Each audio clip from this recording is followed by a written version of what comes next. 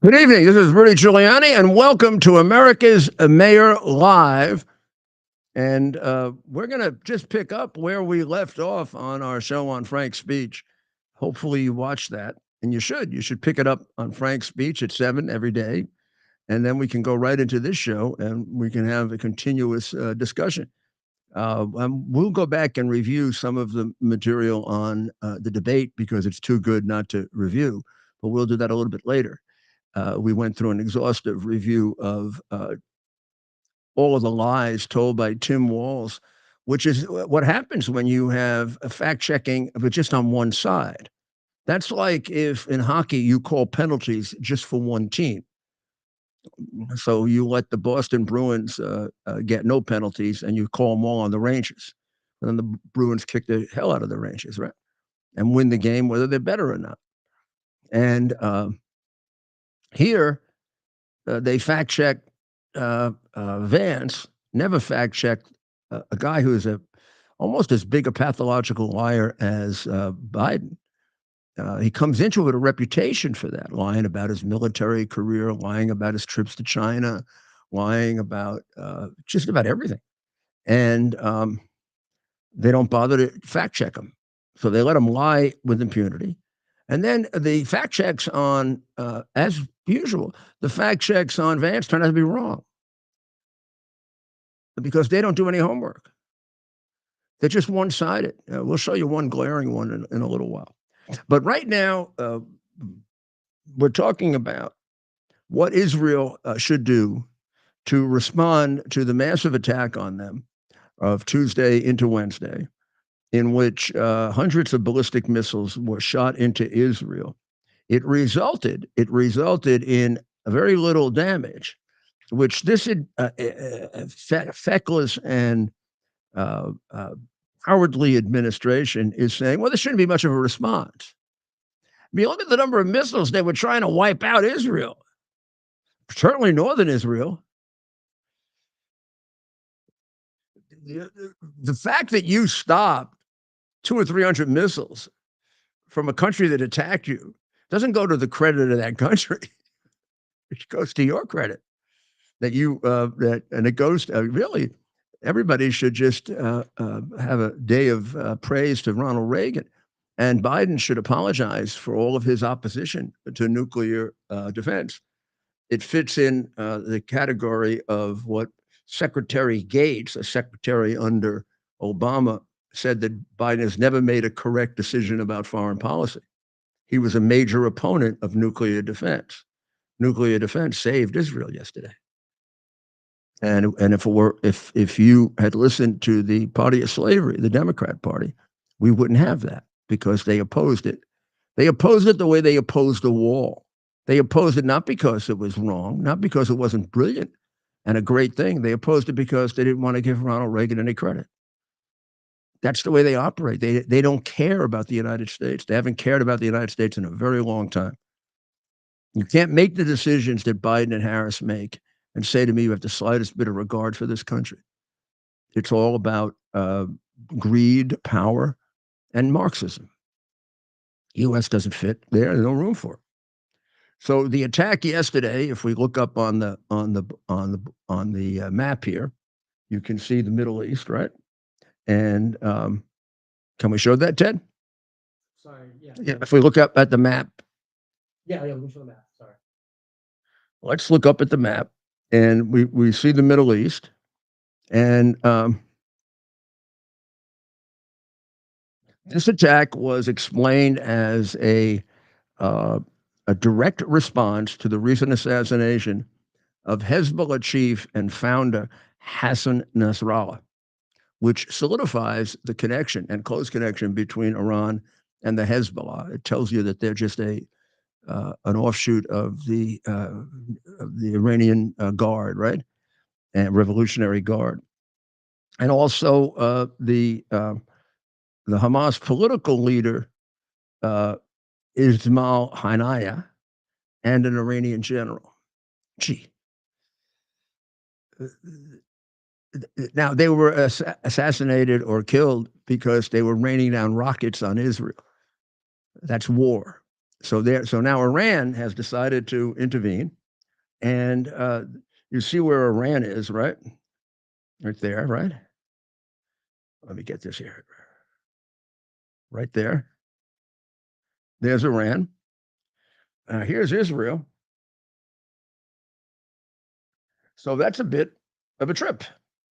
And they did it 200 to 300 times Tuesday to Wednesday with ballistic missiles, which are very, very powerful and much more sophisticated than the little missiles that were being shot right within that circle, right there, from Gaza. And their main aim was the northern part of Israel up here, although there were some down there. Israel turned them just about all back. Right now, the count is one a casualty, a Palestinian who died, and two Israelis seriously injured. And the reality is that if we look at, if we just take a look at, this is that's Lebanon. Right now, the Israelis are bombing. I think I heard. I'm not absolutely certain. We'll check it out, but I think they're they're going after Beirut, and of course they've cut their basic scope here is this. It's the area there that they are quite justifiably invaded because that area should have been demilitarized by the UN. And a UN resolution prohibits any armaments in there, and it's filled or was filled with both the Lebanese army and Hezbollah and Iran. And this has been true for 6 years or so. And for quite some time, there's been great difficulties for the northern part of Israel, which you see a little of here. Not You can't see all of it, but you can see Golan, right? The Golan Heights, right there. Down right below here, right below there, is the sea coast, the Mediterranean, right? And in order to clean that out, they've been bombing it, and they did preparatory work, which they revealed today. They've been going in with I don't know what you would call it, advanced troops, and they've been cleaning out this area. They've been cleaning out the bunkers, which are filled with armaments, and doing the best they can to neuter the ability of Hezbollah to contest them as they come in and take the southern part of Lebanon. Now, if I'm correct, and we'll check during our break, I do believe they may have hit uh, Beirut,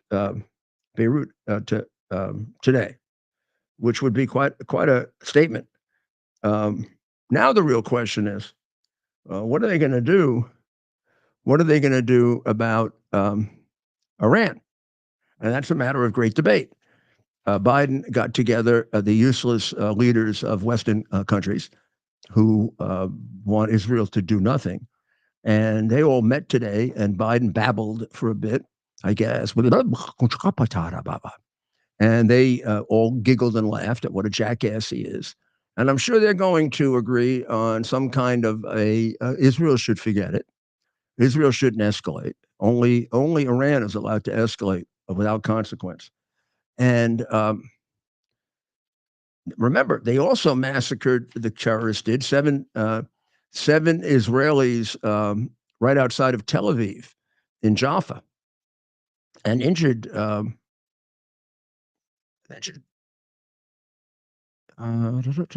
two terrorists. They shot and stabbed seven people and killed them, and then they had a group of people they injured there. So there was a terrorist attack as well. So Israel has promised a very, very significant response.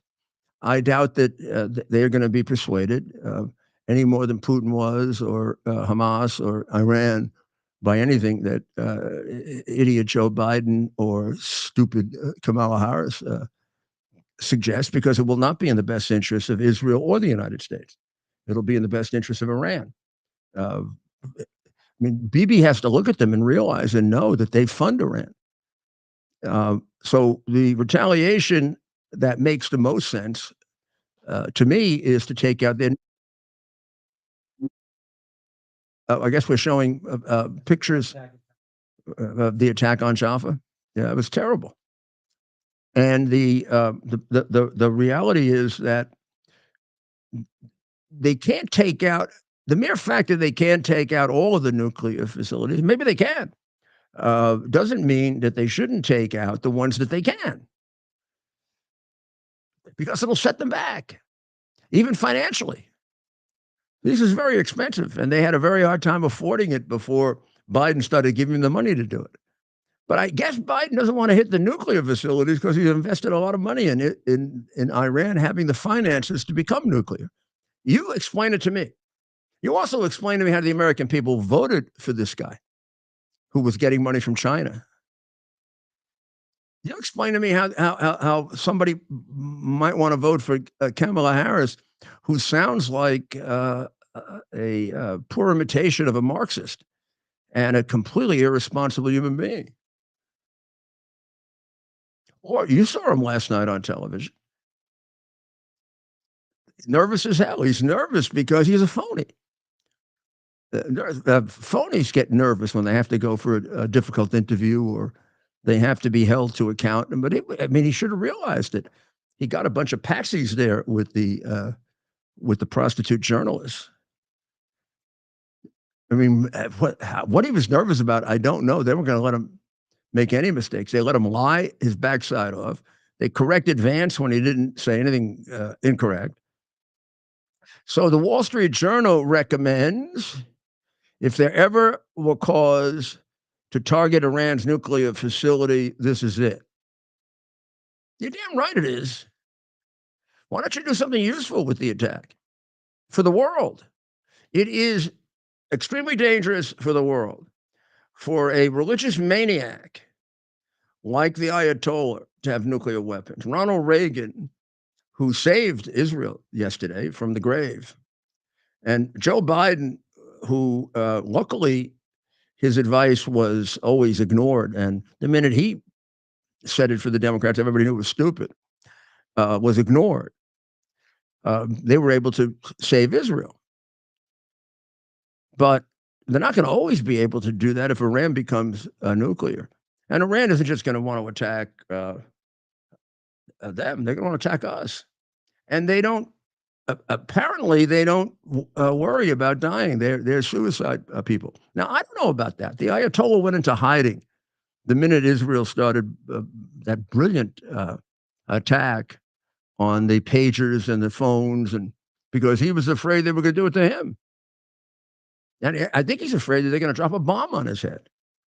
So I don't know. Maybe he is realizing that with all of the warriors, the Hezbollah and Hamas terrorists that have been killed in the name of jihad, therefore entitled to 72 virgins, that they're running out of virgins, or at least good-looking ones, up in heaven. But he's not going to heaven. I mean, I don't think he realizes that he's headed to the fires of hell. Maybe he does, which is why he doesn't want to die. But there's no point in letting them become a nuclear power. Great excuse, great justification. Take out the nuclear facilities you can. Take away their power. Take away their power. Take away their oil. Just bomb the hell out of it. Shoot a couple hundred. Let's say they shot 200 to 300. So they do 600 to 700 missiles on Iran, and put it and aim it at sensitive facilities. The Mossad will tell you where they are. You're not going to waste too many, and join them. We should join them for all of the killing they did of Americans in the Red Sea just recently, and all the killing they've done of Americans over the years. We've never really retaliated for the hostages back at the time of Jimmy Carter, have we? Or of the hundreds of Americans they've killed over the years, or the many that Soleimani killed in Iraq. We got Soleimani, but it was not just Soleimani. It was the reign of terror that did it. It's time to take away the things that empower the reign of terror. Take away their nuclear weapons, take away their power, electricity, take away their ability to function, take away their oil, that destroy their oil facilities. Sure, the price of oil will go up. We can handle it. Maybe we can start going back to very soon. When we get these communists out of office, we'll go back to being energy independent. We won't even need them. So we have a little bit of a bad period for a few months. It's going to be bad anyway. With that, we don't have a president. Ooh. Here's another article. Not too late. This is the Foundation for Defense of Democracies. It's a letter to the Wall Street Journal or the F. Kittrey, strengthening the declared U.S. commitment to use force to prevent Iran from acquiring a nuclear weapon. The recommendations include strengthening the declared U.S. commitment to use force to prevent Iran from acquiring a nuclear weapon, U.S. military exercises and deployments designed to underscore that commitment, bolstering Israel's capacity to destroy Iran's nuclear program, and wielding U.S. economic leverage over Iran. By prior conduct and the inclinations of this administration and who they support and who they don't, none of that's going to happen. They want Iran to go scot-free for this. Now, the White House has vowed to do payback. That was public, but all of the private communications with Netanyahu are, no, no, no, no, no, no, no, no. So, I mean, Tehran has given us every reason to take out their nuclear facilities.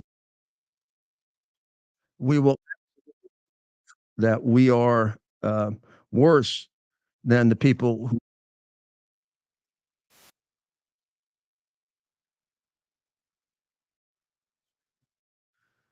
I would say that will be in Israel and America will be in store for.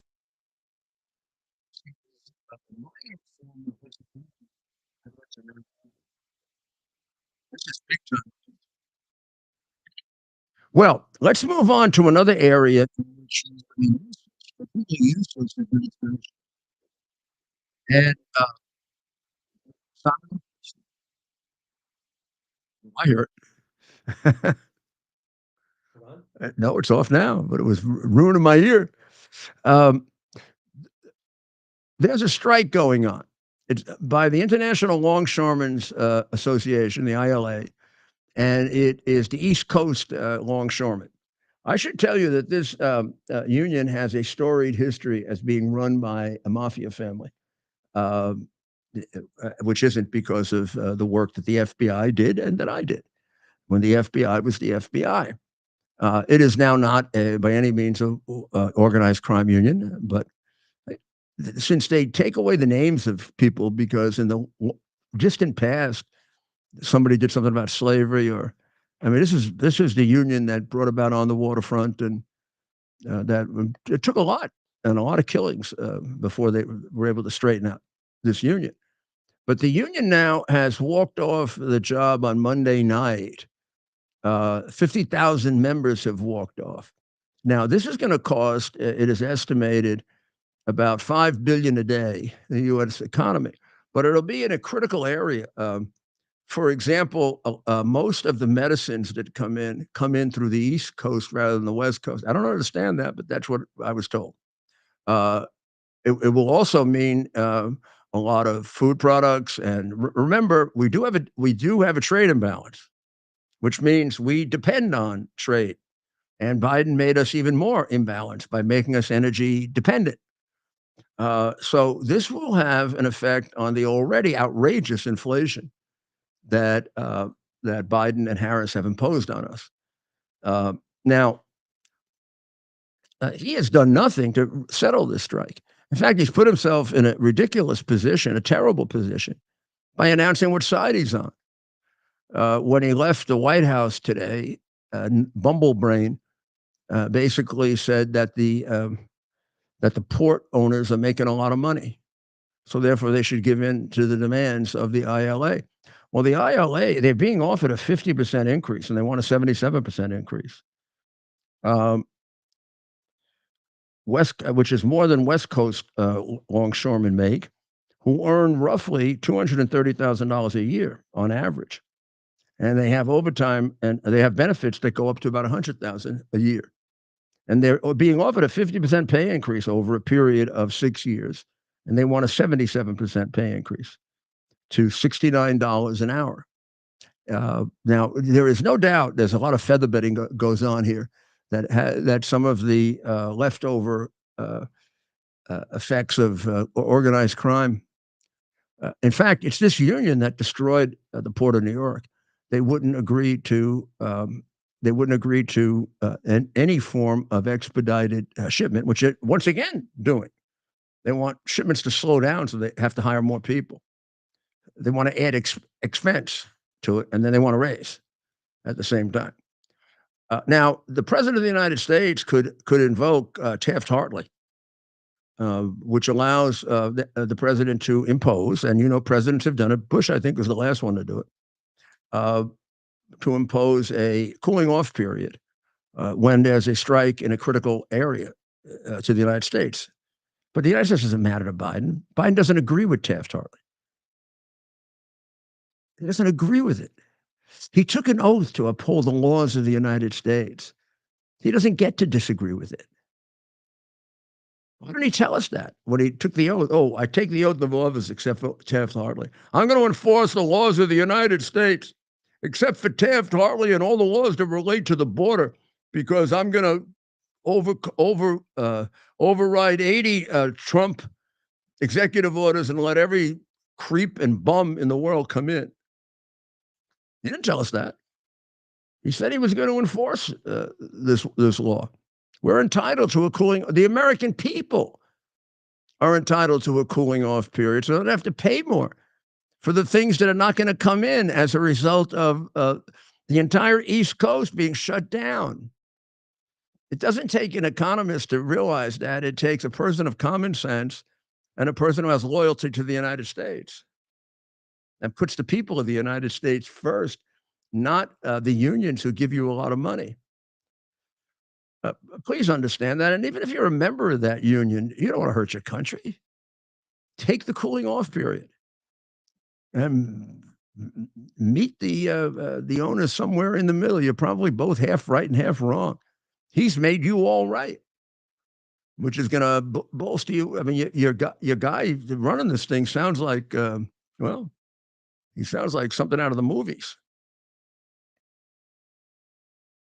So here's another one in which we are disadvantaged by having a president and a vice president who have no regard and can't ask the question, what's in the best interest of the United States? The answer to what's in the best interest of the United States is, first of all, to stay neutral so you can play a role of arbiter. And number two, invoke Taft-Hartley. It'll send the union a message. It'll send the owners a message. You want this thing settled somewhere right in the middle, not just in the favor of the union, which is the message that you sent, moron. The appellate division heard argument in the horrendous Engomoron case where Trump was held to damages of what, 400 or 500 million, based on a situation in which there was no fraud, was no damage, nobody was hurt, and with a statute that was never intended to apply to this. It was a consumer fraud statute. Well, the appellate division apparently had all those reservations about Letitia James' really unbelievable destruction of the United States Constitution, as well as Bragg, in promising to go after a man, one person, if she gets elected, and then going after him, but without any legal basis, really, which is the same thing Bragg did. Bragg's case of paying money on a non-disclosure agreement, I mean, millions of people have done that.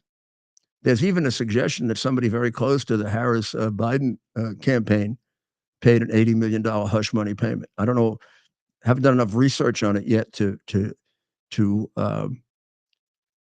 say whether it's correct or not. The allegation is there. I mean, if it were Trump, he'd be indicted for it already. There are witnesses. But oh my God, it's a Democrat. We don't allow that to happen. They're allowed to do hush money. They're allowed to have allegations by women that they sexually abuse people get ignored because the woman is a liar. But any women who say anything about a Republican are all telling the truth. What about the woman that was sexually abused by Biden? Well, she disappeared fast, right? And the Clintons used to make them disappear who knows how. I remember talking to several of them during the last debate who showed up. That Bill Clinton, if he with a weak heart, must have been really affected by that. He went white when he saw them, and she didn't recover for about half of the debate. So the appellate division might very well reverse that case, which would be really amazing because that would be the first time in a long time that a appellate division could free itself of the democratic political corruption that invades a good deal of the judiciary located in New York City. Hurricane Helene, based on the schedule over the weekend of the president who was lying at the beach and Harris, who was collecting money for her unbelievably horrible anti American campaign, you wouldn't have known there was a catastrophic hurricane going on in the country they theoretically govern, would you? Now, to me, as a former mayor, they should be just both of them picked up and thrown out of office for this. So, President Trump and Vice President Pence had a practice when there ever was going to be an emergency, but particularly a hurricane, of which they, as every president goes through, or mayor, I went through hurricanes and I went through other natural disasters even before September 11th. And one of the reasons we were so well prepared is we had a mayor's office of emergency management. We prepared for every emergency. We then did an after report. We had people come in and critique us so we would be better. And we got national acclaim for picking up the snow. um, and I was very proud of our emergency unit. And by the way, it was copied by Governor Bush and Mayor Daley, who sent people to watch it and then recreated it for Florida, which I see was brilliantly used by Governor DeSantis. Governor DeSantis was out talking about this thing 3 days before it hit Florida. I didn't even think about it, and he was the first one that said. I heard Governor DeSantis say when it hit on Thursday night. Must have been on Monday. Right after the weekend, I heard Governor DeSantis had a press conference and he was going to declare an emergency in a number of counties in Florida. I now live in Florida. So Ted and I checked, and we wanted to see, is it going to affect us, and should we make plans for the show or whatever? And it turned out it was going to be the northern part of Florida. The, the useless, lazy bums in the White House waited until a week later to say anything about this. The president of the United States didn't think it was necessary while Americans were being slaughtered by one of the worst hurricanes in years. Didn't think it was necessary for him to get his ass off the beach, get on television, and give people some moral support, at least some direction, or have his useless, stupid, moronic vice president do it. They're probably afraid if she did it, she'd say all kinds of stupid things. I mean, she'd be as good at that as she was as border czar, but she was never border czar.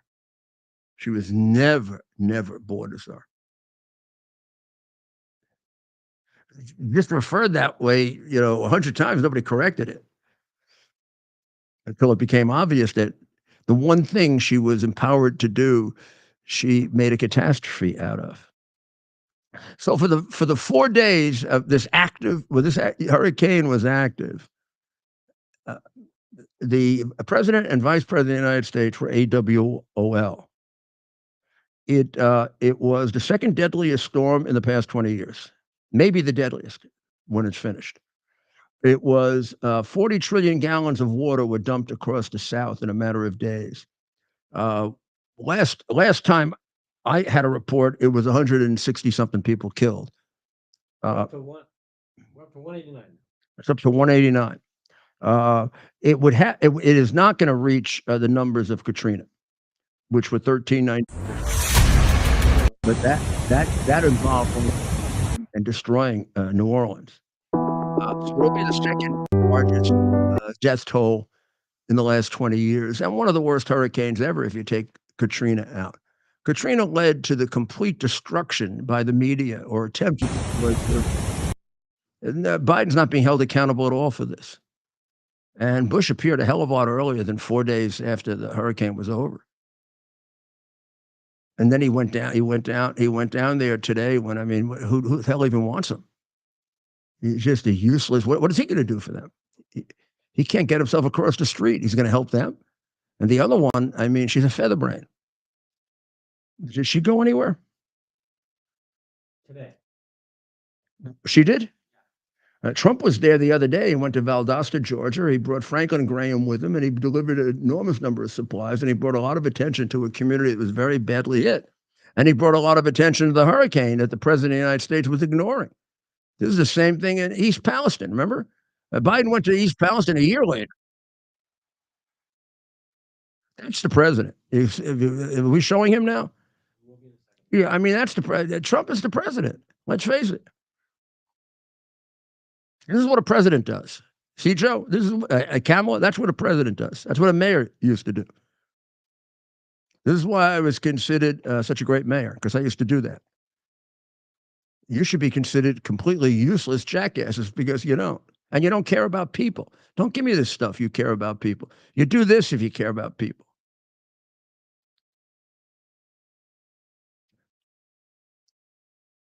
Is it on now?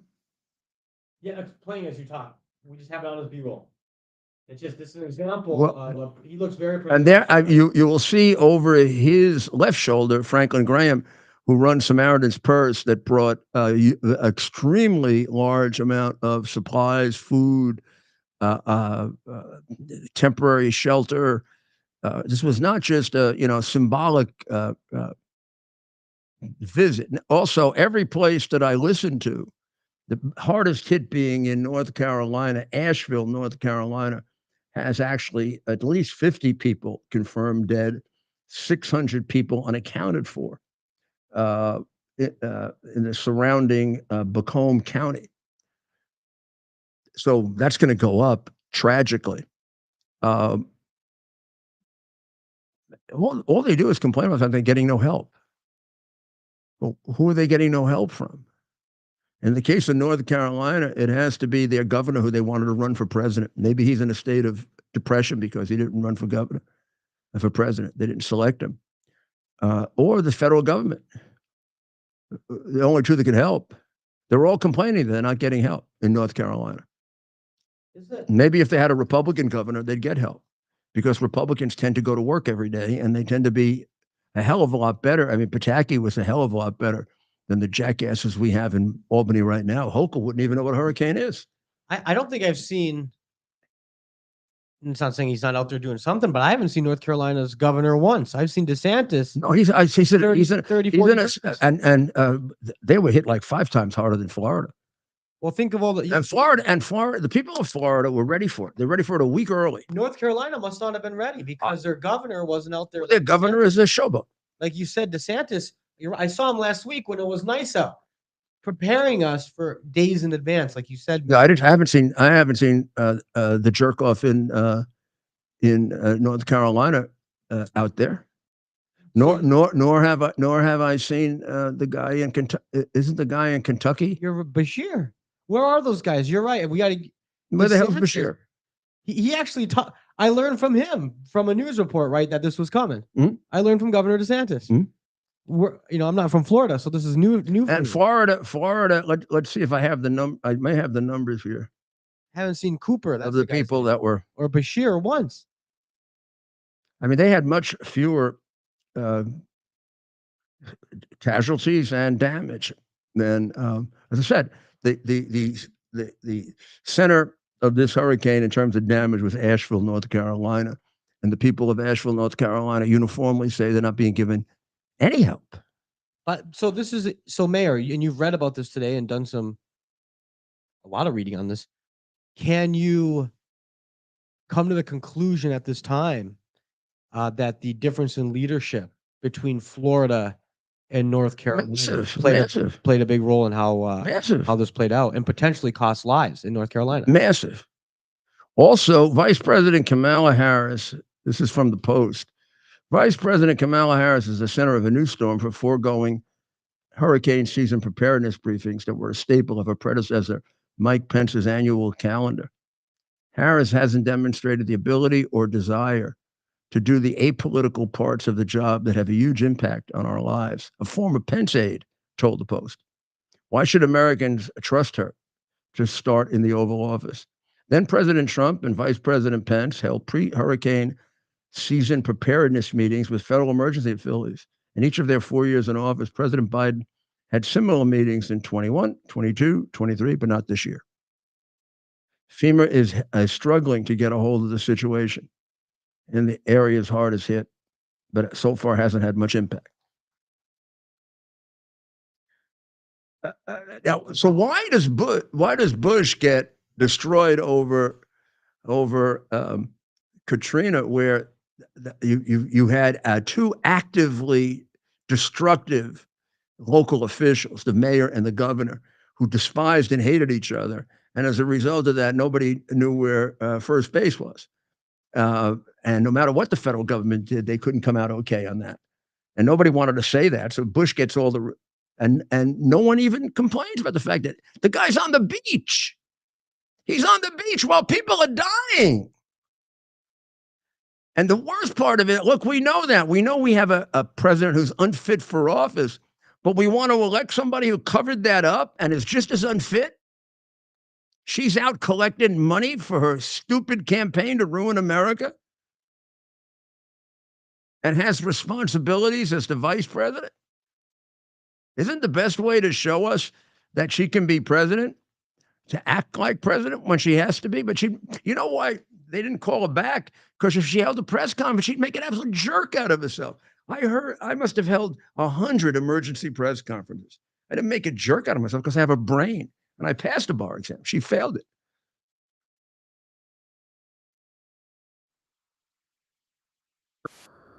It's hard. I mean, this is devastating. Sometimes when you're not yourself in the hurricane, like a lot of these hurricanes, do hit the Northeast as well. And they hit Florida and the states on the way up, and then because they come up along the Atlantic. And this one came up over land. So by the time it passed, even by the time it passed North Carolina, although it did some real damage to Kentucky and Tennessee, it really had calmed down quite a bit. So it's like a third of the damage, maybe less than in North. But for some reason, it was at its maximum worst in North Carolina. So as a country where we love each other, that our focus should be on North Carolina. But nobody's telling us that because there is no president. There is no vice president. They're useless. And therefore more people die. The faster you rush aid to them, the more people you're going to save. There are people that will die from being not found for some period of time. At least you have to operate on that premise if you're a decent human being. But they're not decent human beings. There's no impulse here with these Democrats to think about what's good for the people. It's what's good politically. It's what's good for power, keep power. It's what's good to take money, because a lot of them are crooks. And it's what's good for the Marxist cause. It all excludes America. It isn't America first. It isn't America second, third, fourth, fifth. By the time you get to sixth, you can't even remember America. I mean, Karl Marx comes before America. Shall we take a short break? And we'll be right back. Those are very useful videos to show, because you haven't lived through it, so you don't get to see it. But you have to learn, if you're in public office, to have empathy for people. If you don't have empathy for people, go do something else for a living. I don't know. Go put yourself in a holler. Delivers on its promise to do good and never forget the sacrifices America's greatest heroes have made for us. Heroes who risked their lives to keep our communities and our country safe. Heroes like United States Marine Corps Captain and pilot John Jeremy Sachs. Captain Sachs sustained fatal injuries when his military aircraft crashed during training, killing him and 5 other service members. He's remembered by loved ones as courageous, brilliant, and devoted to his career, family, and friends. John is survived by his wife, Amber, who gave birth to their second daughter 3 months after his death. Tunnels to Towers paid the mortgage on the family home for Amber and their 2 daughters. The foundation has helped over 1,000 military and first responder families navigate the worst of times by removing the burden of a mortgage payment. Our nation's heroes and their families need your help now more than ever. Donate $11 a month to Tunnel to Towers at T2T.org. T2T.org. That's T, the number 2T.org. T2T.org.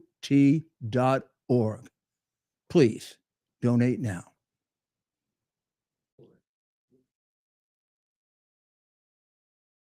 We're having the biggest sale ever on overstock clearance and brand new products. For example, save 60% on our Goose Down comforters, the best comforters ever. They go perfectly with our MyPillow bed sheets and duvet covers. Save 25% on our brand new kitchen towels. They're made with the same technology as our famous My Towels. Our initial quantities are extremely low, so get them now before they go. Our seasonal flannel sheets are finally in. You save up to 50% and they sell out fast every year, so order now. They're truly the best flannel sheets you'll ever sleep on. Or save up to 80% on all our clearance items. And this is where it gets even better. For a limited time, your entire order ships absolutely free. So go to mypillow.com or call the number on your screen. Use that promo code to get deep discounts on all MyPillow products. And for a limited time, your order ships absolutely free.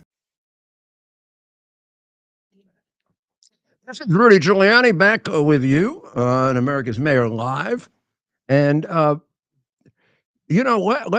last night they acted as if, gosh, if you contest or you still believe that the 2020 election was a fraud, you're some kind of a criminal. No, I do. Not only that, every day new evidence comes out. What about the 300,000 or plus ballots in Georgia that aren't accounted for? Pieces of paper missing. When in fact, the whole battle, I know it better than anyone, the whole battle was whether we could ever get to see the pieces of paper so we could find out if they put in phony ballots. They never would let us do that. Governor Kemp, Raffensperger would never let us do that. It would seem to me that if you had a pristine set of ballots, as you claimed, you'd make them available. That's a reasonable argument. You don't have to agree with it, but you don't have to make me into a criminal for it, which is what they're doing. Georgia wants to put me in jail, which effectively the rest of my life, because I claim the election was fraudulent, and they never supplied the ballots that would have shut me up. Excuse me if I don't think you didn't supply them because they would hurt your position. Now, they've gotten rid of Raffensperger. He's off the election commission, and they changed a few of the rules and laws. Now the Democratic Party wants to change it back. Don't tell me they're not getting ready to cheat again. So the new state election board, minus Raffensperger, who was thrown off based on the statement of the lieutenant governor that he has screwed up 3 elections in a row. One of those that he screwed up, by the way, in the middle was the 2020 presidential election. So he was fired. I mean, Trump is being prosecuted for his conversation with this guy. The guy was fired for screwing up the 2020 election that Trump was complaining about. Fired by the state of Georgia, and he's being prosecuted by the state of Georgia by a crooked DA, Fannie the Hoe. Are you kidding me? And this is not political? I mean, Jack Smith comes out with another report now, 30-something days before the election. They'll probably come out with about 3 more. I'm Jack Smith. I got another report. Come and look at my report. Yeah, Trump had phony electors. He had phony electors. There's been a ruling against that. The case has been thrown out in another court already. Phony electors. Oh, let's see. It doesn't have to be that. He made up the number of dead people. It was actually 2,000, not 3. Oh. What do you mean to say that? I don't know why. Jack Smith is like, I think, Garfield Jerko, the attorney general, is very disappointed in Smith because he picked him up because he had framed Governor McDonnell successfully, even though excoriated by the Supreme Court, available for Garfield Jerkoff to read. had to have read it. He had to have read that he was getting damaged goods to investigate Trump. But he's getting a guy to do exactly what he had done in the past. He had framed McDonald. The case got reversed after McDonald was ruined. Reversed 8-0, and Jack was excoriated. Jack Smith was excoriated for his unethical conduct. Just the kind of guy you pick up if you want a fair investigation? Garfield Jerkoff? Huh? Just the kind of guy you pick? No, you picked exactly what you wanted. You picked a guy who framed before, therefore he'll do it again. He had a whole process for doing it, and he's going through it. But now you're panicking because it didn't work. You're not going to trial before. You got one stupid conviction in New York, and the guy went up by 10 points after that one from probably the worst prosecutor in America, Bragg, who's getting people killed in New York left and right. Paid for by Soros. Can't even prosecute the case himself because he's a big doofus. So you desperately, now you can't get him tried, so you're going to leak out all this information on the theory that you're giving. So what does the court need it now for? Why does the court need this information right now? The court doesn't need this information right now. This is a direct interference in this election by Jack Smith and by the Justice Department under the guidance of the most crooked attorney general in the history of America. This man should not have his picture put up in the Justice Department. He's a horrible attorney general, and I completely resent his anti-Catholicism. The report that Catholics who like the Latin Mass are a danger, and parents who try to argue for their children should be shut up, and not telling us that his son-in-law is making a fortune as one of these companies that advises the corrupt and communist teachers union and their schools. You never hear that. That's about as big a conflict of interest as you can get. The guy's making a fortune. And they if they get away with it, they want to do what Walls does, chop kids up, mutilate them, and don't tell their parents. So Georgia put in 2 new rules. See what you think of these rules, Ted. See if this every that gives county officials the ability to investigate election results before certifying them. So before they certify numbers that they may have no idea are true or false, they have a right to do an underlying investigation. Like, for example, if they believe that phony ballots were put in, to bring in a forensic expert, which we were never able to do. An independent forensic expert, one that was trustworthy from our point of view, has never looked at the ballots in Georgia. Now, they've actually destroyed 300,000 of them. And you can't tell me those aren't the 300,000 that they don't want anybody to see, because the allegations we were getting are true. So now, before they can do that, before you put your name on it, if you have doubts about the accuracy of the count, you can conduct an investigation. They say that's going to delay the report. Well, they delayed it for as long as they had to elect Biden, right? Someone even told me, I asked, how long is this going to take, these recounts in these states? And they said, well, until Biden wins. They don't give me this. You don't want to delay the election. If you don't want to delay the election, don't do it for 50 days. Do it on one day and get it over with. So don't tell me you don't want to delay the election. You delayed the election forever last time so we should have closed it down that night. Trump was ahead in all those states. Forget it. He won. No, but you needed time to bring in your phony ballots. You had to close down those places. You got to bring a truck into Detroit, right? You had to go pick up all those ballots that were brought to you from Long Island and elsewhere in Pennsylvania. Changing the number of voters ultimately about 4 times, and then hiding it, saying that your website went down.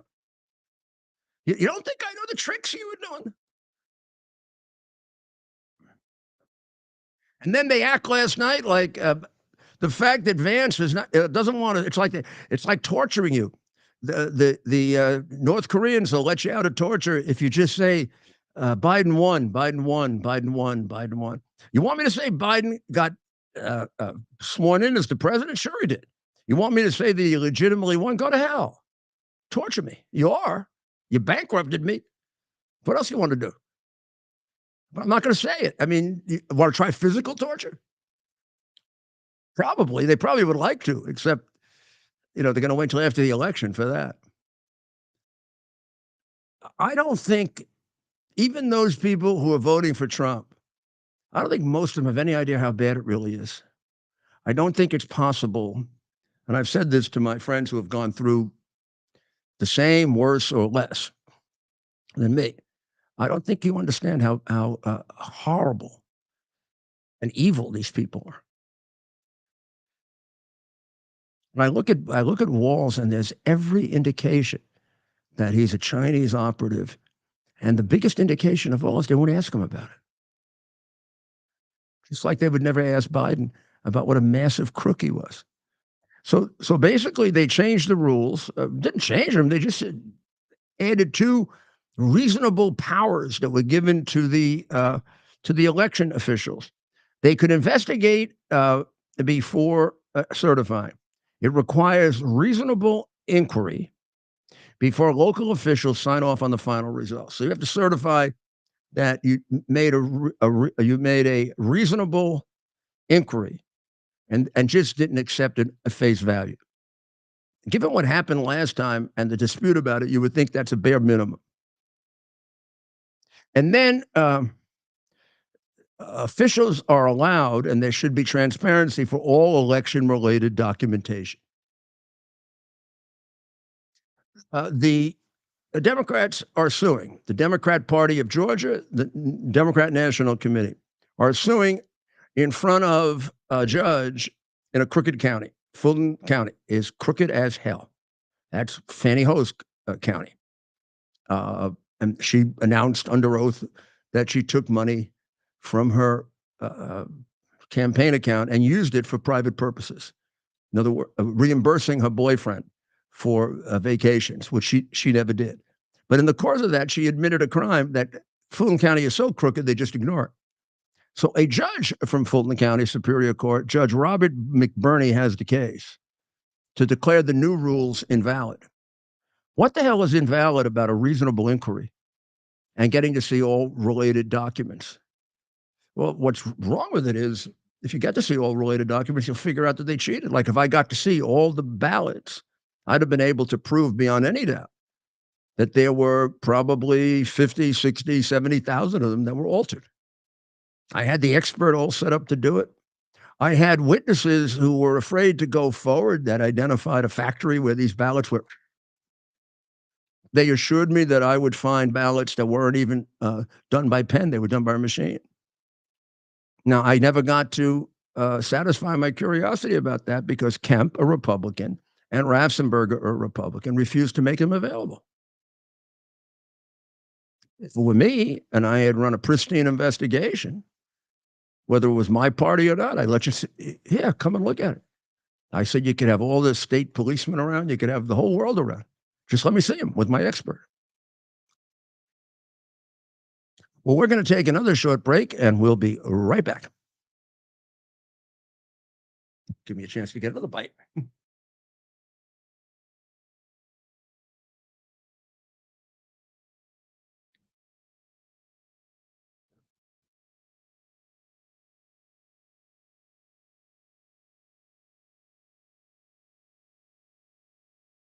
Here we are, pretty much at the beginning of the process here at this pristine, I call it a laboratory. It's not like a factory, it's like a hospital. This is the beginning of the process for roasting. Deep green, very good quality. Most people don't use this quality. We deal with small farmers because they like to know who we're dealing with. They give us the highest quality, all organic, non-GMO. You should know all Arabica beans, no Robusto, all Arabica. They're going to go into the roaster, and it'll get roasted for about 20 minutes or so.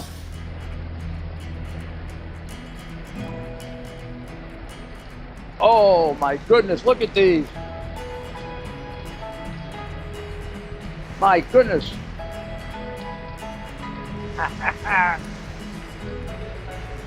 They're going to want to specially order these.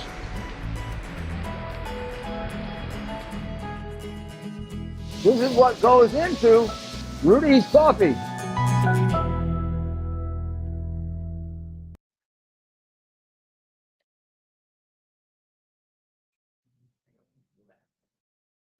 Welcome back to America's Mayor Live. Well, we've saved for last the most interesting part, which is last night's debate. So the debate is pretty much, I don't think I'm breaking any news here, was scored even by the left-wing communists as a victory for J.D. Vance. But I don't think they're telling you how much of a defeat it was for the guy who appears to be a Chinese stooge, and the failure to ask him any meaningful questions about it. Like, well, they asked one question about it. The question they asked was, how do you explain your lie, which is many years old now, that you were in China during the Tiananmen Square catastrophe, in which the government and the country that you seem to love so much slaughtered any number of its own people. I mean, it was a horrible terrorist attack. How do you explain your lying and saying you were there for it? And he doesn't do that. In fact, he didn't really answer the question, as he didn't answer many of the questions that he was asked. Do we have his explanation about going to China?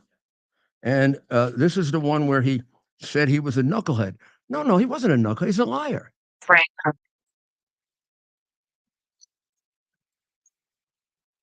And square protest. 1989. But Minnesota Public Radio and other media outlets are reporting that you actually didn't travel to Asia until August of that year. Can you explain that discrepancy? Yeah, well, and to the folks out there who didn't get at the top of this, look, I grew up in small rural Nebraska, town of 400, town that you rode your bike with your buddies till the streetlights come on, and I'm proud of that service. I joined the National Guard at 17, worked on family farms, and then I used the GI Bill to become a teacher, passionate about it, a young teacher. My first year out, I got the opportunity in the summer of '89 to travel to China. 35 years ago, be able to do that. I came back home and then started a program to take young people there. We would take basketball teams, we would take baseball teams, we would take dancers, and we would go back and forth to China. The issue for that was to try and learn. Now, look, my community knows who I am. They saw where I was at. Look, I will be the first to tell you, I have poured my heart into my teaching, which I was good at, or whether it was being a good people care. All I said, explain the discrepancy. All I said on this. Explain the discrepancy. To follow up on that, the question was, can you explain the discrepancy? All I said on this was I got there that summer and misspoke on this. So I will just, that's what I've said. So I was in Hong Kong and China during the democracy protests went in. And from that, I learned a lot of what needed to be in governance. Thank you, Governor. Senator Vance. Thank you, Governor, for lying to me. How about a fact check? First of all, he didn't admit the truth, and there are documents that prove it, that when he says he was in China for the democracy protests, he wasn't there for the critical democracy protest where everybody got killed, Tiananmen Square, which he had maintained for 18 years he was. Then what about the follow-up questions on China? After having experienced Tiananmen Square, what made you want to go back 30 times and bring children with you? And exactly what was your curriculum? Can you show us examples of your curriculum? Because wouldn't it be highly unusual that you'd be allowed to teach anything decent in China? Weren't you teaching under the auspices of Harvard originally? That's had people prosecuted for being Chinese spies. Aren't they the ones who actually paid for you to go? You left that out of your answer, Governor. You also left out of your answer that the Red Chinese funded your business. They funded that business that you had for years with your wife, so you could bring kids to China. And it is absolutely unexplainable that you went back there that many times and the Chinese let you do anything you wanted to do. The Chinese had a purpose in spending all that money, and it wasn't for you to teach your children American physics. I mean, civics or physics for that matter. So, who paid for it? Red China. How many times did you do it? Now there's a discrepancy about that. Your campaign now says that all these years, when you said you've been there 30 times, it's actually 17. You lie about that too? That reminds me of the Nazi that I prosecuted. I think it was Maikovsky's, who was alleged to have killed 20,000 people, mostly Jewish, at a concentration camp. And his lawyer said at one point that Maikovsky's and many of the ethnics who wanted to be part of the SS would exaggerate the number of Jews they killed. So you want me to let him off capital punishment because he killed 12,000 Jews instead of 20,000? What kind of defense is that? Well, the same thing here. Well, he didn't go to China 30 times. He went 17 times. So now he's both a communist and a liar. How does he go 17 times or 15 times? Why the hell would the Red Chinese pay him if he wasn't doing their bidding? As we know from Biden, they don't give you that money for nothing. He had to give him the Bagram Air Base. That could get Americans killed one of these days. So there's no explanation, Tampon Tim. There's no explanation of your teaching there that often under the auspices of the Red Chinese government. And your business, you had two of them actually. You folded one up. Then you started another one. The first one was definitely funded by Red China. Was the second one funded by Red China too? I can't imagine who the hell would fund you taking American kids to China. I wouldn't give you a penny for that, right? And I can't imagine, I mean, the poor parents were probably sucked into the idea that this was like some part of education and not grooming. But none of that is asked about. That's not important to the American people that we may be getting a guy a heartbeat away from the presidency who's owned by China, is a Manchurian candidate. I mean, we have one already. We have another one. That's outrageous that they wouldn't ask about that. And they live with that ridiculous answer. Let's play also his two remarks at the beginning and at the end, because this guy was a nervous wreck. And I'm going to make a lot more out of his being nervous than just the fact that he was a nervous wreck. I say he's a nervous wreck because he's a pathological liar and he's afraid. He doesn't know how to, when you're a liar, see, when you're telling the truth, you can go back to the truth and just say, lying, you can't remember what to say. So this guy from the very beginning walks out and I said to myself, what the hell is wrong with him? He needs a psychiatrist. Let's listen to the first statement. He confuses Israel and Iran. Yes.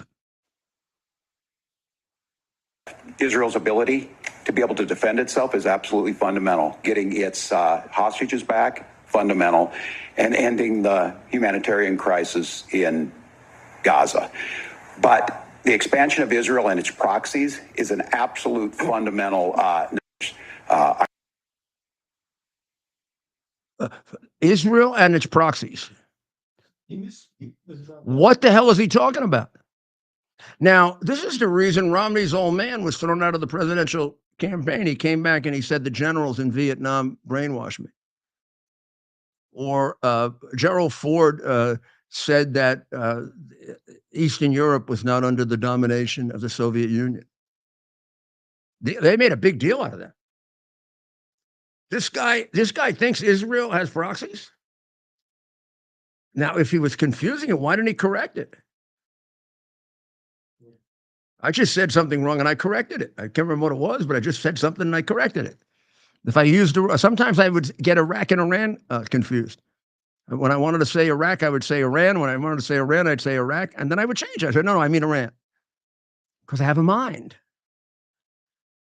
So I would attribute that. I do believe he meant to say Iran and its proxy, and he misspoke. However, I believe he misspoke because he's a nervous wreck. And I believe he was a nervous wreck because he's a massive liar. And I have a lot of experience with liars. I cross-examined a lot of them very successfully. That guy is just a quintessential liar. I can look at him right now. I can see he's a liar. I mean, he's like these guys on early television that would sell used cars. I mean, this is a pathetic creature. Now, I did think that as time went along, because sometimes, in a first major debate like this, you're nervous. He calmed down, and about the middle of the debate, and then boy, he went off the rails completely near the end, because that same mistake, which is unexplainable, that he made there, he makes at the end even worse, even more idiotic and ridiculous, and hard to understand. Let's do the shooters, and that he's become very friendly with the shooters.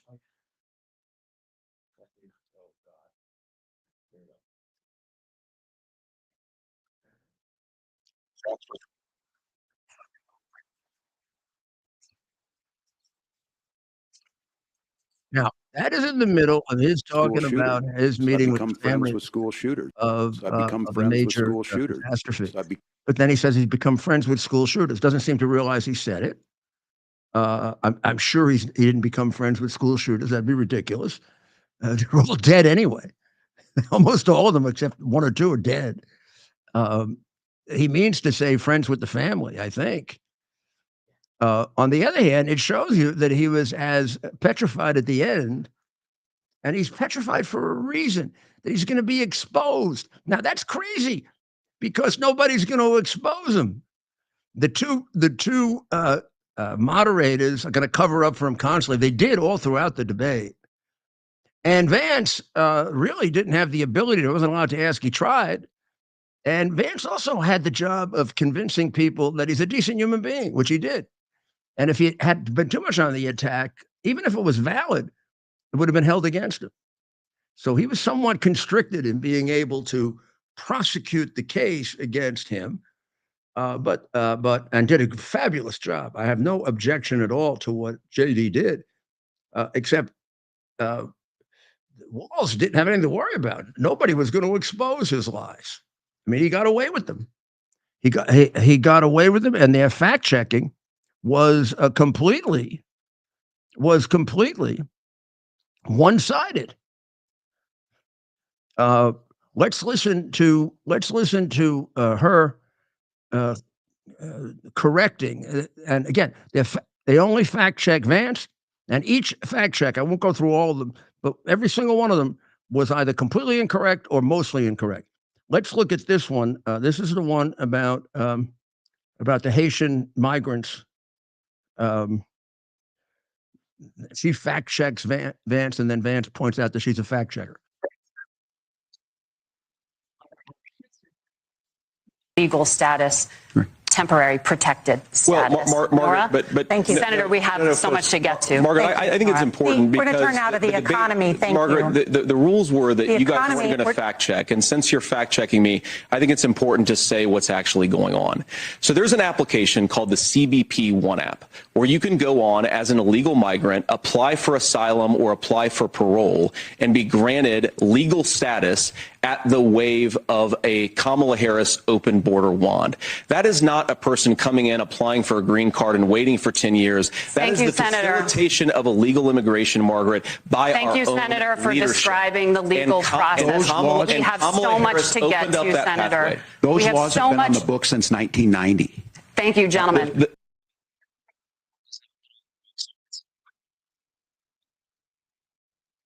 They actually cut off his mic. The audience can't hear you because your mics are cut. We have so much we want to get to. Thank you. Those laws have been on the books since 1990.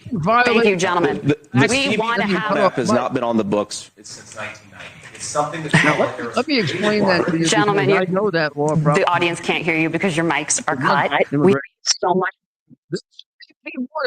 Is completely a creature of executive fiat, executive dictate. There's no law passed called CB1. CB1 allows, based on Biden and Harris giving themselves this power, to allow illegals to come in, schedule their entry, and then say they're legal. They're not. They haven't passed any vetting. They haven't done, there's nothing legal about them. In fact, in my view, the whole process is illegal, including what Harris and Biden are doing. They should go to jail for it. So to say that these Haitians are legal, plus many of these Haitians were given a letter by somebody, Mayorkas or someone, that they can get driver's licenses. But they never took a driver's test. They've already killed an old woman in Springfield. They've already killed a 9-year-old boy. They've had numerous accidents. And the weakling, jerky, silly rhino mayor, governor of Ohio, has actually had to send the National Guard there because things are so bad in Springfield. Because the Haitians, I know Haitians. I spent time in Haiti. I negotiated with the Haitian government. I created a stay in Haiti program when they were coming in by thousands onto the shore of Miami. I know exactly what's going on here. The CB1 program was pulling Haitians out of the completely uncivilized part of Haiti. These people still believe in voodoo. Look, a lot of Haitians that are middle class believe in voodoo. The Catholic Church has voodoo things in their mass, which I think is nutty. I had a voodoo doll in my bed when I was there. My associates had voodoo dolls. One of them had a one that wished you dead. Ours were good luck ones. There's a very large segment of Haiti that's fourth world poverty. And I use that description because it's nothing like anything you have ever seen unless you've been to India or the far reaches of China. You've never seen anything like that. If you've been to Colombia or you've been to Mexico or you've been to maybe Venezuela now under communism when people are starving. But it's always been described as the worst poverty in the Western Hemisphere. And without any doubt, the most useless, corrupt government. And a large segment of the people living in 100 years ago. In what you would consider is, there really isn't a jungle anymore in Haiti because they burned down all the trees. They took down all the trees in order to sell the lumber, and it completely destroyed their beaches, which is why the Dominican Republic does fairly well with beautiful beaches and resorts, and there's no such thing as a resort in Haiti because there's no such thing as a decent beach in Haiti. Maybe now they're recovering a bit. But this is not the fault of the Haitian people. These people are extremely backward. And they're brought into the middle, they're dumped down by this nitwit president and Marxist vice president in the middle of a city of 58,000 middle Americans. And some of them for sure, if you brought 15,000 Haitians there to 20,000, surely a large number of them do voodoo. Now, do you know what they do with real voodoo? They sacrifice domestic animals like dogs and cats. So I'm not sure they were eating them. But if they're really Haitians and they really come out of the backward part of Haiti, they sure as hell were grabbing them and killing them. That's what they do. In Haiti, you brought them in with no vetting. You brought them in with no education. You put the poor people there to destroy other poor people or middle-class people. What the hell is wrong with you? Just so that you can have extra voters that you can put on the rolls? Now, how many of those have you put on the rolls? The estimate's up to 27%. And you want to get upset with me because I thought the last election was fixed? And you're bringing these people in to affect the census and to affect the vote? And you're not doing them any favors either. Meanwhile, you give them a letter that says they can get a license instead of what exempts them from taking a driver's test? These are the things that, as a result of J.D. Vance focusing on Springfield, have been pointed out. And I bet it's going to save a lot of lives in Springfield. It's going to stop bumper cars from going on. I hope. I mean, you got a half-wit of a governor, DeWine, but even he sent out the National Guard because things are so bad there. What they should say is maybe the statements and the warnings and the complaints about their eating dogs and cats was wrong. But thank God we got some focus on Springfield. Otherwise, they'd be killing other old ladies and little boys there by driving around recklessly because the government gave them a license but never taught them how to drive. The government took them out of the jungle and never taught them about civilization either.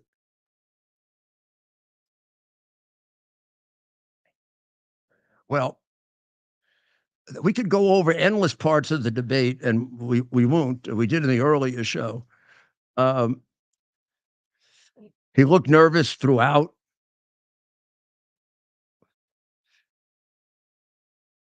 Climate change is Nora O'Donnell, or whatever her name is, said, Nora O'Donnell, PhD. It is a proven fact that every scientist says that climate change is happening. That was to fact check Trump. I don't think JD even said that. But they were saying that Trump says that climate change is a hoax. So she, from a prior debate, if he ever even said that, she's not even fact checking JD. Consensus among scientists is that the Earth's climate is warming at an unprecedented rate. Margaret. Thank you, Nora. There are scientists that say no. There are scientists that say it doesn't matter. There are scientists that say it's normal climate change. There are scientists that say it's affected by humans. There are scientists that say that increased carbon is very dangerous. And there are scientists who say that if you don't increase the carbon, we're going to starve. What she said is a simplistic, misleading statement, as if she's pontificating from on high, or that she's some kind of a damn expert. And as I said, I do not think she was correcting J.D. Vance. I don't think he said anything like that. She was correcting Trump from when he said that climate change is a hoax. They're fact-checking moments that are they're fact-checking a statement that they believe Trump made, and I believe he made the statement too. I don't think this statement is far off, by the way, given all the money that these scoundrels have taken in, like Gore, and who predicted the world would end by 2012. Or, I mean, these people are making a fortune off this climate change, green garbage. Now, they went and selected climate change because it is a hoax. Of course there's climate change. People ask me, do you believe in climate change? I said, well, I mean, I'd have to be really stupid not to. I mean, after all, there is spring and summer and fall and winter. Yeah, I believe in climate change. What do you think I am? I mean, they pick a word. I mean, what does climate change mean? It used to be global warming. It is not true that all scientists believe that the world is warming at an unprecedented rate. There are scientists that believe it's warming at the normal rate that it should. And there's some that don't even think it's warming significantly at all. And there are some that believe that that's not bad. You just adapt to it. It's warmed and gotten cold for millions of years. And it could create, any change will create good and bad. In fact, the balance of climate getting warmer might very well be to the positive. And there's a very good sort of 360-degree view of that when you consider that cold is more dangerous than heat. Many, many more people die of frost and being frozen than they do of heat. It's a lot easier to alleviate the situation of heat than it is cold. Cold, you need lodging, you need heat, you need a source of heat, you need electricity. They want to cut off all electricity, basically. to deal with overheating. I mean, basically, go in the water. Do what I used to do when I grew up in Brooklyn. We lived on the second story, and we used to get the Coney Island breeze. No air conditioning. And nowadays, air conditioning is available to the poorest people, not in Haiti, where poverty is different. You can go around America and you can go into the projects and whatever, they're air conditioned. Prisons are air conditioned.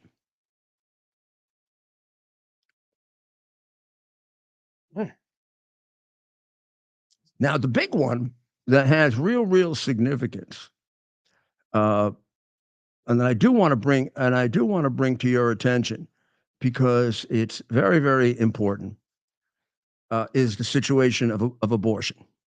So during the debate, it became a matter of contention as to whether or not Minnesota was one of the least restrictive states on abortion. And Walz very definitively denied it.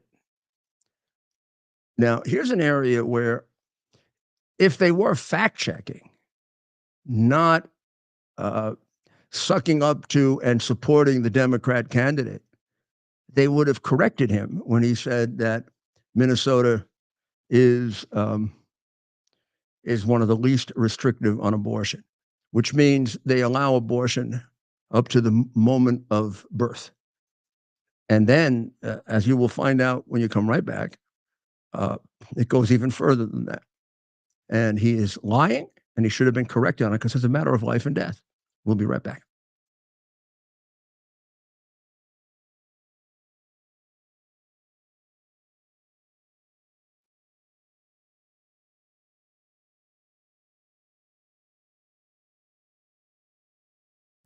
Here we are, pretty much at the beginning of the process here at this pristine, I call it a laboratory. It's not like a factory, it's like a hospital. This is the beginning of the process for roasting. Deep grain, very good quality. Most people don't use this quality. We deal with small farmers because they like to know who we're dealing with. They give us the highest quality, all organic, non-GMO. You should know all Arabica beans, no Robusto, all Arabica. They're going to go into the roaster, and it'll get roasted for about 20 minutes or so.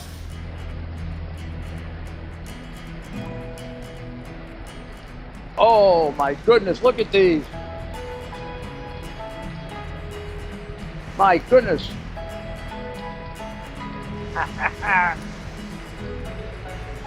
You're going to want to specially order these.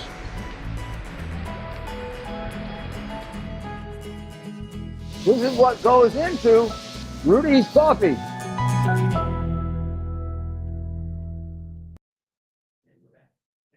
We're right back, and I was going to explain to you what happened here with abortion. Now, during the course of the debate, do we have the whole thing there? Let's see. Let me make it a little smaller. You had approved to be senator before. Okay. Now it's, How's that? yeah. How's that? More with it. So, during the debate, J.D. Vance said that Minnesota was one of the least restrictive on abortion, meaning you can have an abortion right up to the 9th month without restrictions. He very imperiously denied it. At this point, if these people had any degree of honesty, they would have stopped and said, we have to fact check you, Governor, because I want you to look at this map. This is a map of the states and how many restrictions they have on abortion. The very dark, I would say that's probably green, right? Like you can see Texas has a total ban. Now I want you to look at Georgia. Georgia has seems to me, 12 to 15 week ban. Some have like North Carolina has a 6-week ban. Iowa does, which is right below what? What state am I pointing to right there? What state is that? Ted, come on. This is like your take on education. That is the land of 10,000 lakes. That's Okay. what they call it. Now I want you to look at the color of it, okay? And I want you to look right there. What does that say? It seems to correspond with the No label cutoff. of no cutoff. That's right. So it's less restrictive than the state right next to it, right? What's that state? We know Which that one are you state. pointing to? Sorry, you got to put a red mark down. Right there. Ah, the land of cheese, the dairy state, And that's your state.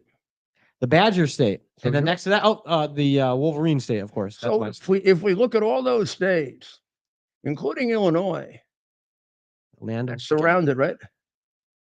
North Dakota, South Okay. Dakota. It is the least restrictive of every state around it, right? Right. Even Democrat Illinois, even Michigan, that just passed a new law. So how many states are in that category? Now we'll see how we know states. There is Oregon. There's Colorado. Who's the governor of Colorado? We our friend there in Colorado. Feliz Navidad. God, had you know, They would allow killing babies. Then we have New Right. Mexico. Navidad. Feliz Navidad. Feliz. So we have, I'm not sure Alaska is as light as those. Well, maybe, let's say it is. Alaska. Yeah. Which does surprise me. It does surprise me. Even more than Hawaii. Hawaii is more restrictive. So the least restrictive states are 1, 2, 3, 4, 5, 6. So you can't be more less restrictive than no cutoff.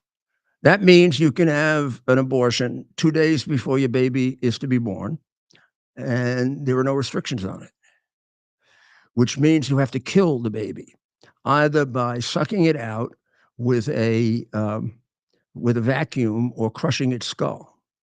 That's what you do. So let's get real here, what we're talking about. That's what this animal allows. Now, not only does his state have this law, the state has this law because of him. When he came into office, Minnesota had a law that said, this is about babies that are born in spite of the abortion. With regard to babies that are born in spite of the abortion, you have to take every means to keep them alive. I think it may have even said, including extraordinary means. Not sure about that part. He and his left-wing lunatics who took over Minnesota, the same ones that allowed Minneapolis to burn, the same ones that defunded the police, the same ones that are destroying the state. Its educational level has dropped 28% under the teacher. He's not really a teacher. He's a communist groomer. So he passed a law that changed the restriction on taking care of the baby. And it says all you have to do is give comfort. That means you take the baby out, baby's alive. Oh my goodness, my abortion failed. I wasn't able to crush the skull or suck it out. And all you have to do is put the baby in a blanket. You don't have to do anything. Now, if you think that's just my theorizing, in the first couple of months of that law, they reported 5 babies that died that way. Then he stopped reporting. So he's definitely killed babies. His law has killed babies. It's a law that he passed. It's a law that he signed. It's not something he inherited. So this whole pretense saying that it's not one of the least restrictive states is about as big a lie as you can make. I mean, he made it that way. And these useless people on a matter of life and death don't even correct him. And I need to prove to you that they are just mere functionaries of the left-wing socialist communist Democrat Party. Well, JD kicked his ass. He kicked his own ass. He looked like a nervous wreck. And I can see why he didn't go into combat, because his hand would have been shaken. And he is exactly what his minister described, a coward, a lying coward who is a creature of Red China. And until he answers those questions, I have every right to say that, because there's every indication of it. I don't base that on some theory or whatever. I have some stories here about the first gentleman that I haven't checked out. I'm not gonna bring them to you until I check them out. If they're true, they're extraordinary. I mean, it is ridiculous to say that he is the exemplar of masculinity. I mean, that's not my masculinity. He's not. I look at a sop when I see him, a silly little fop. That is not exactly John Wayne. I mean, come on. I grew up with John Wayne being the example of masculinity, which would then bring up a lot of people who could defend this country, right? I don't know if your example of masculinity is Dougie Imhoff. I don't know. And there are some things coming out about him, but they haven't been checked out yet, although they are certainly reported enough so I could report them without fear of liability. I want to go a little further than that. So stay tuned tomorrow night, and we'll see if we can check these out. But they're pretty devastating. Of course, she is the candidate. But when you find out these things about these people, these are things she covered up. Let's leave you with, she's covered up for years the fact that the president of the United States is unfit for office and didn't care enough about you to bring that to someone's attention. And that led to the death of many, many people, including their unwillingness to do anything about this hurricane. She's out collecting money and resting. He's on the beach. People are dying in their America. No, they're not really Americans. The same thing as Obama. I said this, got in a lot of trouble, never detected any love of America in Obama, just criticism of it. And his wife was explicit about it. So we'll be back tomorrow. Until then, pray for the people of Israel. I don't know what they're going to do to Iran, but I'm pretty sure that Bibi isn't backing down now. Number two, pray for the people of Ukraine. We have a chance to talk about Ukraine, but they are badly used. Pray for the people of the United States, of course. All of us. Those that we agree with and those that we disagree with. And God bless America.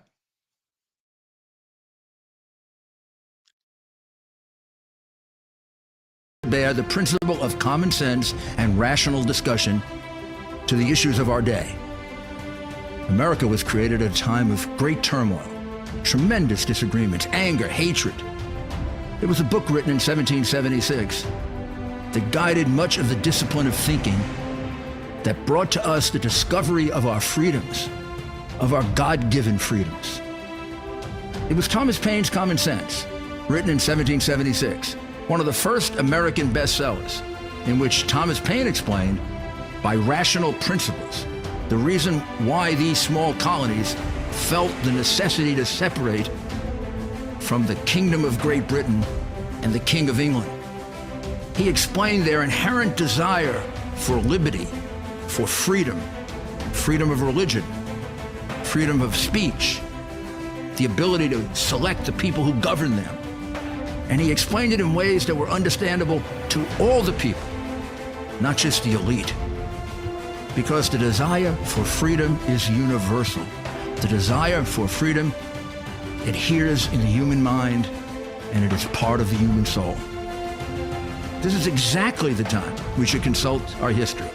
Look at what we've done in the past and see if we can't use it to help us now. We understand that our founders created the greatest country in the history of the world, the greatest democracy, the freest country, a country that has taken more people out of poverty than any country ever.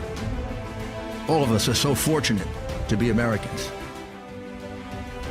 But a great deal of the reason for America's constant ability to self-improve is because we're able to reason We're able to talk.